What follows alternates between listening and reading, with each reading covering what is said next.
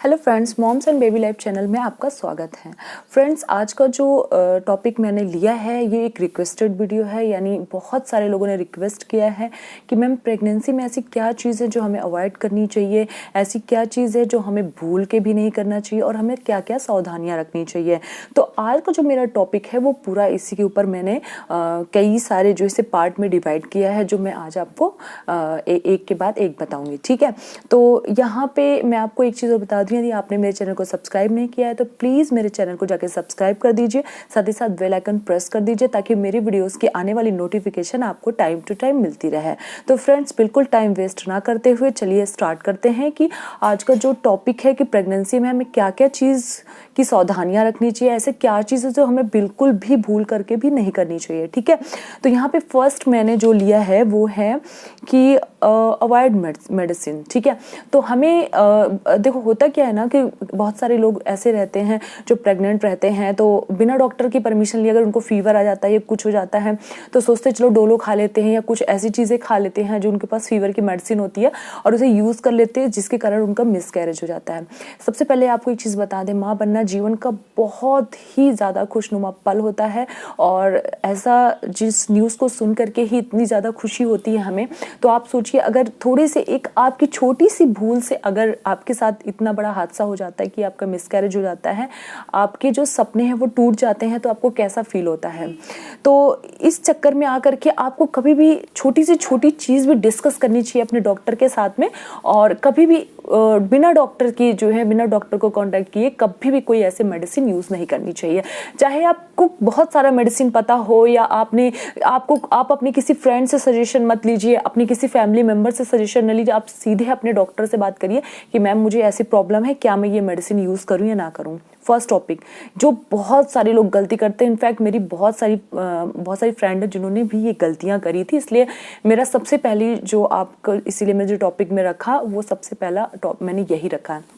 Second क्या है, exercise. ठीक है, वो आप क्या करते हैं कि बहुत सारे लोग नॉर्मल प्रेगनेंसी के लालच में क्या करते हैं, एक्सरसाइज करने लगते हैं, योगासन वगैरह करने लगते हैं। एक चीज़ मैं आपको बता दूं, इसके एक्सपर्ट होते हैं जो प्रेगनेंसी में आपको एक्सरसाइज कराते हैं, योगासन वगैरह करवाते हैं। बाकी कभी भी किसी जो है चैनल को देख करके कि ये क्या करवा रहे हैं क्या नहीं, उसके थ्रू आप प्रेगनेंसी में करने लगते हैं, जिससे क्या होता है बेबी की पोजीशन चेंज हो जाती है या बेबी के गले में गर्भनाल आ जाती है, या फिर कभी कभी मिसकैरेज जैसी प्रॉब्लम भी हो जाती है, अचानक से आपको पेट दर्द होने लगता है, या बहुत सारी प्रॉब्लम्स होती हैं जो बच्चे के लिए अच्छी नहीं होती, या हो सकता है आपकी प्रेगनेंसी हो भी जाए तो वो बच्चे के लिए अच्छी ना हो। ठीक है, तो कभी भी आपको जो डॉक्टर या फिर आप जो एक्सपर्ट हैं जो प्रेगनेंसी वाले एक्सरसाइज करवाते हैं, आप उनसे अगर कांटेक्ट करते हैं, वो कोई एक्सरसाइज आपको करवाते हैं रूल और रेगुलेशन के साथ में, तो ही आप उसको फॉलो करिए, वरना एक्सरसाइज करने की कोई जरूरत नहीं। आप सिंपली वॉक कर लीजिए, जैसे मैं अपनी प्रेगनेंसी में वॉक करती थी 35 to 1 आवर्स, या नॉर्मल से वॉक करती थी, वो बहुत फास्ट नहीं, बिल्कुल स्लो। ठीक है, उसके बाद है जो है बहुत सारी लेडीज़ होती हैं जो प्रेगनेंसी के दौरान खड़ी होकर काम करती हैं, जो बिल्कुल भी अच्छा नहीं है। उनको कभी भी बहुत ज़्यादा जैसे प्रेग्नेंट होती है उनको बहुत देर तक खड़े होकर काम नहीं करना चाहिए, अवॉइड करना चाहिए इस चीज़ को, क्योंकि उससे क्या होता है पैरों में भार पड़ता है, सूजन आती है, पैरों में स्वेलिंग वगैरह हो जाती है, जो जिसके कारण आपको एक्स्ट्रा मेडिसिन वगैरह भी कभी कभी खानी पड़ जाती है, या कभी कभी आपके निचले हिस्से में, क्योंकि आपका जो पेट होता है जैसे 7 मंथ 8 या 9 मंथ चलता रहता है तो पेट बहुत हैवी हो जाता है नीचे साइड, तो उसमें कभी कभी पेन हो जाता है, तो कभी भी आपको बहुत देर तक स्टैंड अप रह के काम नहीं करना है। ठीक है, उसके बाद बहुत सारी लेडीज़ होती हैं जो सेलफोन यूज़ करती हैं, लैपटॉप में रातों रात काम करती हैं प्रेगनेंसी में, तो ये चीज़ बिल्कुल अवॉइड करना चाहिए, क्योंकि आपको ही पता है सेलफोन अच्छा नहीं होता है प्रेगनेंसी के दौरान, डॉक्टर इस चीज़ को बहुत मना करते हैं। और रात भर आप सेलफोन या लैपटॉप चलाते हैं तो उससे आपकी नींद भी पूरा नहीं होती है, जो स्ट्रेस का कारण बनती है, और आपको दिन भर घबराहट होगी, तनाव होगा, हो सकता है आपको बीपी की प्रॉब्लम हो जाए, देन बीपी की मेडिसिन वगैरह स्टार्ट होने लगेगी, जिससे आपकी नॉर्मल प्रेगनेंसी में बहुत ज़्यादा प्रॉब्लम्स आएंगी। ठीक है, उसके बाद सबसे ज़्यादा जो मना किया जाता है, हमारी दादी नानी या जो भी बड़े बुजुर्ग रहते थे वो मना करते थे कभी भी प्रेगनेंसी में वेट वाली चीज़ें नहीं उठानी चाहिए। कभी कभी हमको लगता है कि यार ये तो छोटा सा वेट है, 5 किलो 6 किलो होगा, हम उठा लेते हैं, अभी तो मेरी स्टार्टिंग की प्रेगनेंसी चल रही है या जो भी है, ऐसा सोच लेते हैं। बट कभी कभी वो छोटी चीज़ भी, जैसे एक छोटी मेडिसिन कभी कभी रिएक्शन कर जाती है, हमारी पूरी बॉडी उससे जो है इफेक्ट पड़ता है, वैसे कभी कभी छोटी सी जो भूल होती है वो भी हमारी पूरी प्रेगनेंसी को उथल पुथल कर देती है। इसलिए कभी भी आपको जिस वेट वाली चीज़ें नहीं उठानी चाहिए। इसके बाद फास्ट फूड वगैरह है, कोल्ड ड्रिंक वगैरह है, ये सब चीज़ें से आपको बिल्कुल दूर रहना है। स्पाइसेस फूड जो होते हैं उनसे आपको दूर रहना है। बहुत ज़्यादा तली भुनी चीज़ें नहीं खानी, बहुत ज़्यादा ऑयली चीज़ें नहीं खानी है। कोशिश करिए फ्रूट्स वगैरह खूब खाइए, जूस वगैरह खूब पीजिए। जूस से ज़्यादा फ्रूट अच्छा है क्योंकि उसमें फाइबर वगैरह होते हैं, तो मैं तो बहुत ज़्यादा जो है फ्रूट्स वगैरह लेती थी। ठीक है, उसके बाद जो है बहुत ज़्यादा लाउड साउंड, जैसे बस होता है ना, बहुत ज़्यादा तेज़ी से गाने सुनना, बहुत ज़्यादा डांस वगैरह करने की कभी कभी इच्छा होती है, चलो थोड़ा बहुत डांस करते हैं। बहुत ज़्यादा वॉइस बच्चे के लिए बहुत बुरा होता है प्रेगनेंसी में, ये कोई समझ नहीं पाता है, लेकिन कहीं ना कहीं बच्चा इरिटेट होता है अंदर प्रेगनेंसी में। ये मेरी डॉक्टर ने मुझे खुद बोला था कि आपको बहुत ज़्यादा वॉइस, जो बहुत ज़्यादा आवाज़, जहाँ बहुत ज़्यादा साउंड हो वहाँ बिल्कुल नहीं जाना है। शादी वगैरह अटेंड कर लेती हैं, वहाँ डीजे वगैरह में कितना ज़्यादा शोर होता है, कितना लाउडली साउंड होता है, जो बहुत ज़्यादा बच्चों के ऊपर इफेक्ट पड़ता है। इसके साथ ही बहुत ज़्यादा, जैसे मैंने आपको देखा है कि जो टाइट्स क्लोथ्स वगैरह जो है पहनती हैं लेडीज़ें, बहुत ज़्यादा टाइट कपड़े पहनती हैं, वो बहुत ही नुकसानदायक होता है। क्योंकि जैसे गांव में देखिए जो है नाइटी वगैरह जो होती है उसे लेडीज़ें फॉलो करती हैं, उसे पहनती हैं। जैसे 8 मंथ 9 मंथ चलता है, 7 मंथ, तो डॉक्टर मना करते हैं बहुत ज़्यादा टाइट कपड़े आपको बिल्कुल नहीं पहने, वो बच्चे के पोजीशन के ऊपर उसका फ़र्क पड़ता है। ठीक है, और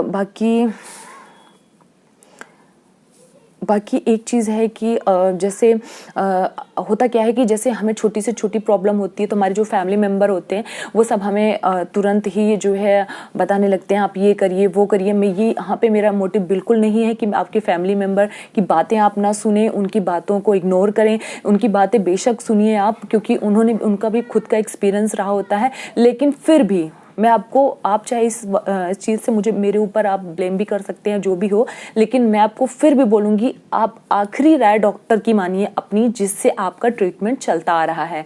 इसलिए क्योंकि कुछ खाने से, कोई मेडिसिन खाने से, कुछ करने से पहले या कुछ पीने से पहले, कुछ भी करने से पहले आप पहले डॉक्टर से एक बार कंसल्ट कर लीजिए इस चीज़ में कि क्या मुझे ऐसा करना चाहिए या मुझे ऐसा नहीं करना चाहिए। जब उनकी तरफ से ये बात आती है कि हाँ आपको ये चीज़ करना चाहिए, देन आप जो है उस चीज़ को फॉलो करिए। वरना किसी की बात सुन के, अपने फ्रेंड्स का या अपनी किसी फैमिली मेम्बर का या किसी रिलेटिव की बात सुन करके बिल्कुल भी उस चीज़ को मैं नहीं कहती हूँ कि मत मानिए, बट इग्नोर करिए। पहले डॉक्टर से पूछ लीजिए, देन डॉक्टर अगर बोलती है तो आप उस चीज़ को फॉलो करिए।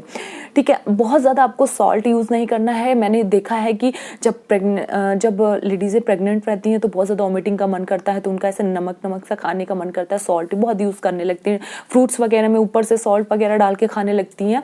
इससे क्या होता है, उन्हें जब सोडियम बहुत ज़्यादा हो जाता है हमारी बॉडी में, देन बीपी की प्रॉब्लम शुरू हो जाती है। मैंने बहुत सारी लेडीज़ को देखा है, उनको बीपी की प्रॉब्लम नहीं रहती, बट पूरी समय प्रेगनेंसी में उनको बीपी की प्रॉब्लम चलती रहती है।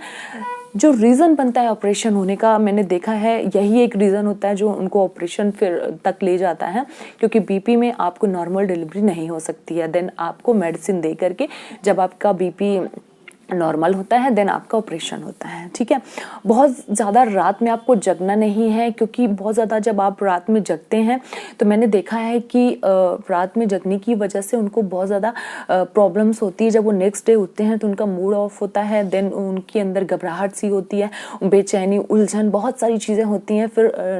फिर ऐसा होता है धीरे धीरे आपको रात में जगने की आदत सी हो जाएगी और आपको नींद नहीं आएगा। अगर आप प्रेग्नेंट हैं देन आपको कम से कम 9 या 10 घंटे की नींद चाहिए। इससे ज़्यादा भी आप ले सकती हैं, कोई प्रॉब्लम नहीं है, लेकिन आपको मिनिमम 7 से 8-9 घंटे तो नींद चाहिए ही चाहिए, जिससे आप पूरी बॉडी में एनर्जेटिक फील करेंगी, आपको एनर्जी फील होगा अपने बॉडी में। देन क्या होगा कि आप बहुत, मतलब सबसे ज़्यादा बात है, आप एक दिन ना सोइए, आप अगले दिन फील कर लीजिएगा कैसा आपको फील होगा। इसलिए कभी भी ऐसा कोई काम नहीं, आपको बहुत ज़रूरी काम है, कुछ काम है, आपको रात में नहीं जगना है। आपको अगर आप प्रेग्नेंट हैं देन आपको वो काम मॉर्निंग में फिनिश करना है। चाहे कोई भी सेलफोन यूज़ नहीं करना है, किसी से बातें नहीं करनी है, किसी ऐसे फंक्शन को अटेंड नहीं करना है जो रात भर जगने वाला हो, कुछ हो। आफ्टर प्रेगनेंसी ये सारी चीज़ें आप करिएगा, बट प्रेगनेंसी में आप ये सब चीज़ें नहीं करिएगा। देन सबसे बड़ी बात यहाँ पे जो आती है वो है स्ट्रेस की। मैं आपको एक चीज़ बता दूँ कि मैंने देखा है बहुत ज़्यादा जो लेडीज़ हैं वो स्ट्रेस लेती हैं प्रेगनेंसी में, क्योंकि मुझे भी था, मैं आपको बता रही हूँ, मुझे भी एक सबसे बड़ी प्रॉब्लम ये थी कि मैं बहुत ज़्यादा स्ट्रेस लेती थी। किस चीज़ में? कि मुझे ऑपरेशन होगा कि नॉर्मल जो है प्रेगनेंसी होगी। कोई कुछ बता देता था, ऐसा होता है वैसा होता है। बहुत सारे लोगों की राय हम खुद लेते हैं, हमें लोग देते तो कम है लेकिन हम लेते ज़्यादा हैं लोगों से राय, क्योंकि और ऐसे लोग ज़्यादा लेते हैं जिनकी फर्स्ट प्रेगनेंसी रहती है। सेकंड वालों को तो एक्सपीरियंस खुद ही हो जाता है, वो हर चीज़ों को इग्नोर मार देते हैं क्योंकि उनका खुद का एक्सपीरियंस रहता है। लेकिन फर्स्ट प्रेगनेंसी में हमें बहुत ज़्यादा जो है कन्फ्यूज़न होती है इस चीज़ को। डॉक्टर की बात सुनने के अलावा भी हम बहुत सारी बातें हैं जो सुनते हैं लोगों से, ऐसा हो जाता है वैसा हो जाता है, तो हम बहुत ज़्यादा स्ट्रेस में रहते हैं। बहुत सारी वीडियोज़ देख लेते हैं जिसके कारण हम स्ट्रेस में रहते हैं। तो आपको ना ऐसी कोई वीडियोज़ देखनी है यूट्यूब में जिससे आपको स्ट्रेस होता हो प्रेगनेंसी में, ना ऐसा किसी से कोई कुछ भी कहता हो। देन लास्ट में आप उन्हीं की बात मानिए जो आपके डॉक्टर कहते हो। अगर आपका डॉक्टर कह रहा है कि ऑपरेशन होगा देन आप ऑपरेशन कराइएगा, बिल्कुल नहीं सोचिएगा, बिल्कुल ऐसा कुछ भी घरेलू उपाय नहीं करिएगा, कोई भी चीज़ ऐसा नहीं करिएगा जिससे आप नॉर्मल प्रेगनेंसी बना पाएँ खुद के थ्रू, क्योंकि ये बहुत ज़्यादा हाई रिस्क होगा। इसके साथ ही मैं आपको बता दूं, डॉक्टर अगर कहता है आपकी नॉर्मल डिलीवरी होगी तो आप किसी की बात मत सुनिए कि आपका ऑपरेशन होगा क्या होगा, या क्योंकि ये जो स्ट्रेस है बहुत खतरनाक है प्रेगनेंसी में लेके, बहुत सारी प्रॉब्लम्स हो जाती हैं।